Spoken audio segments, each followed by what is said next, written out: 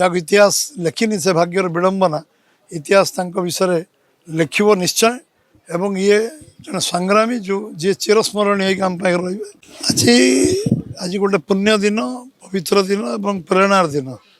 आउ समस्त गोटे संकल्पर दिन आम दुई जन जुगजन्मा उड़ीसार गोटे दिन में जन्मग्रहण करते वीर सुरेंद्र साय जे पश्चिम ओडिशा रे जन्मग्रहण करते एवं कटक रे आमर नेताजी सुभाष चंद्र बोस मध्य जन्मग्रहण करते दुई जन महामनीषी जो माने स्वाधीनता संग्राम आरंभ देश मातृका संघर्ष करते वीर सुरेंद्र साय एवं से लंबा समय धरी लोक आज मन रखिंट स्मरण कर वीरत्वर गाथा को पठांतर नहीं जे लंबा 37 वर्ष जेल रे जीवन कटई एवं देश मातृका संघर्ष करते जंगल रे पहाड़ रे पर्वत रे बुली आंदोलन को तेजियान करते लोक उत्साहित करते प्रेरणा जोगई एवं स्वाधीनता संग्राम 1857 28 वर्ष आगुरी जहाँ इतिहास लिखिनी से भाग्यर विडंबना इतिहास विषय लिखिब निश्चय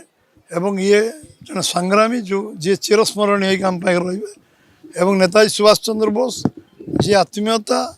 एवं दृढ़तार प्रतीक थे जे सारा विश्व चर्चित व्यक्तित्व थे से नेताजी सुभाष चंद्र बोस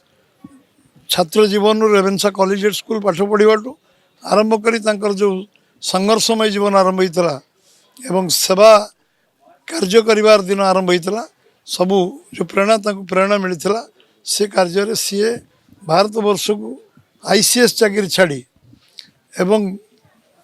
कांग्रेस एआईसीसी प्रेसिडेंट हवाटू ताकू परित्याग करी आजाद हिंद फौज गढ़ी देशर मातृका सेवाई जो संघर्ष करते दुई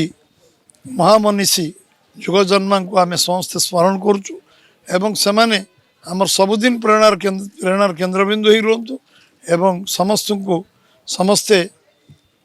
मार्ग चलतु एवं तांकर जो संग्राम जो इतिहास को जीवंत रो समस्ते मन रखु एवं सबुदिन विषय चर्चा आलोचना हो आमको प्रेरणा उत्साह मिलू निश्चित भाव आज दिन में